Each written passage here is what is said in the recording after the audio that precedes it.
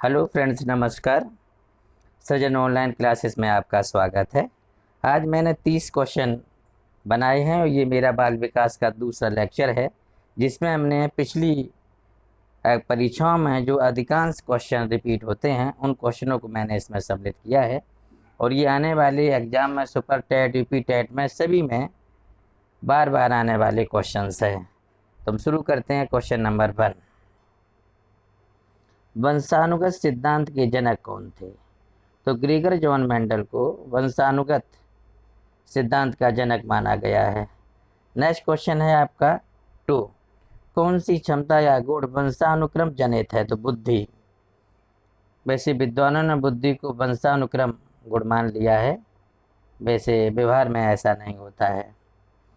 अगला question number है आपका 3, जब माता पिता के बच्चे उसके विपरीत विशेषताओं वाले विकसित होते हैं तो इसे हम प्रत्यागमन के सिद्धांत कहते हैं। अगला क्वेश्चन है क्वेश्चन नंबर 4, वंशानुक्रम व्यक्ति की जन्मजात विशेषताओं का पूर्ण योग है, यह किसका कथन है? बी.एन. झा। अगला क्वेश्चन 5, मनुष्य स्वतंत्र पैदा होता है किंतु वह बाद में सब ओर से जंजीरों से बांध दिया जाता है, यह किसका कथन है?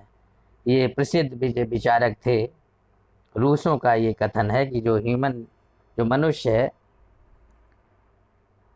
स्वतंत्र पैदा होता है, परंतु ये हर जगह जंजीरों में बंधा होता है, समाज की जंजीरों से। अगला क्वेश्चन है आपका 6, माता पिता की शारीरिक मानसिक विशेषताओं का संतानों में हस्तांतरण होना वंशानुक्रम है, यह किसका कथन है? दोस्तों, ये जेम्स ड्रीवर का कथन है कि माता पिता के गुण संतानों में आते हैं, स्वाभाविक है, आना चाहिए और आते हैं। पायसम सैटाइवम किसका वैज्ञानिक नाम है? तो उदान मैटर का ये वैज्ञानिक नाम है। नेक्स्ट क्वेश्चन है, वर्णांध व्यक्ति लाल व हरे रंग में भेद नहीं कर सकता, इसे कौन सा दोष कहा जाता है?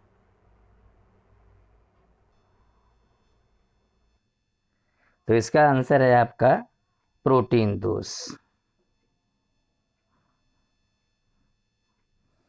शिक्षा मनोविज्ञान शिक्षण विधियों के चयन में शिक्षक की सहायता करता है, यह किसका कथन है? स्किनर का। Next question number 10, Navodaya Vidyalaya का गठन किसके लिए किया जाता है? तो नवोदय विद्यालयों में 75% ग्रामीण और 25% शहरी मेधावी बच्चों को सम्मिलित किया जाता है। अगला प्रश्न है आपका, ऑपरेशन ब्लैक बोर्ड किससे संबंधित है? तो प्राथमिक विद्यालयों में न्यूनतम सुविधाओं से ऑपरेशन ब्लैक बोर्ड का संबंध है। अगला क्वेश्चन है, मनुष्य को जो कुछ बनना होता है वह प्रारंभ के 4-5 वर्षों में बन जाता है, किसका कथन है? ये सिगमंड फ्राइड का कथन है। क्वेश्चन नंबर 13, डाल्टन प्रणाली के जन्मदाता कौन थे? तो miss Helen Parkhurst. Next question है, प्राथमिक विद्यालयों में मिड डे मील कार्यक्रम का प्रारंभ करने का प्रमुख कारण क्या है?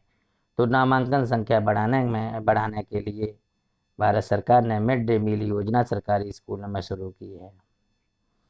उद्दीपन अनुक्रिया सिद्धांत का प्रतिपादन किसने किया था? थॉर्नडाइक ने। पढ़ने और लिखने अक्षमता को क्या कहते हैं? डिसलेक्सिया। बहुत इंपॉर्टेंट है डिसलेक्सिया परीक्षा की दृष्टि से। तो दोस्तों, यदि हमारे आपको क्वेश्चन समझ में आ रहे हैं तो प्लीज़ चैनल को सब्सक्राइब और लाइक ज़रूर करें तथा अपने दोस्तों में भी शेयर करें। अगला क्वेश्चन है, किसने कहा था नवाचार एक ऐसा विचार है जिसमें व्यक्ति नवीनता का अनुभव करता है? तो E.M. रोजर्स ने इसे कहा था। नेक्स्ट क्वेश्चन 18 है आपका, भारतीय शिक्षा के इतिहास में सर्वप्रथम किस समिति ने अपव्यय एवं अवरोधन पर विचार दिया था? तो हर्टांग समिति ने। परम शून्य की स्थिति क्या होती है? आनुपातिक स्केल में।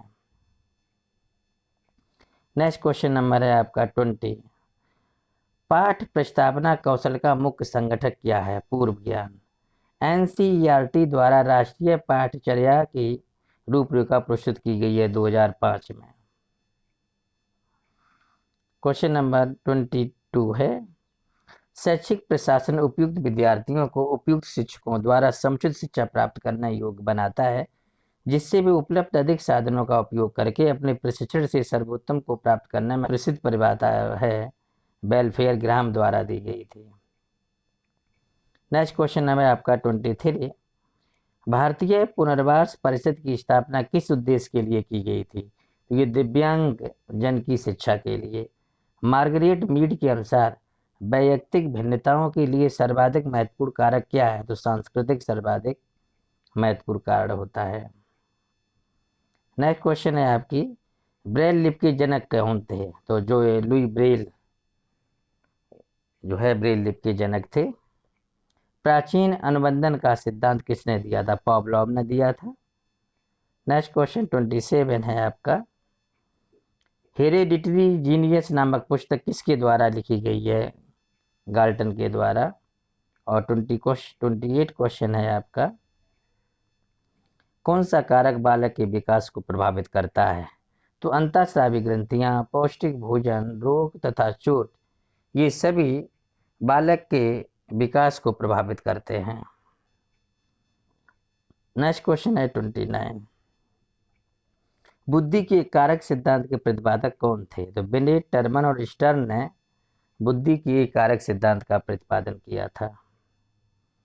अगला क्वेश्चन है आपका 30। बुद्धि के द्विकारक सिद्धांत के प्रतिपादक कौन थे? बुद्धि के द्विकारक सिद्धांत, जिसे आप द्वि पढ़ सकते हैं। बुद्धि के द्विकारक सिद्धांत के प्रतिपादक कौन थे? तो स्पीयरमैन ने। और दोस्तों ये हमारे 30 क्वेश्चन थे, बहुत ही महत्वपूर्ण है। इसे आप 1-2 बार सुने तो आपको कंटेक्स्ट और क्लियर हो जाएंगे। और ये जो लास्ट क्वेश्चन है आपका, इसे हम आप लोगों के लिए छोड़ रहे हैं, जिसे आप कमेंट बॉक्स में इसका आंसर देंगे। क्वेश्चन है तरल ठोस बुद्धि सिद्धांत के प्रतिपादक कौन थे? दोस्तों इसका आंसर आप कमेंट बॉक्स में लिख के देंगे। और थैंक यू।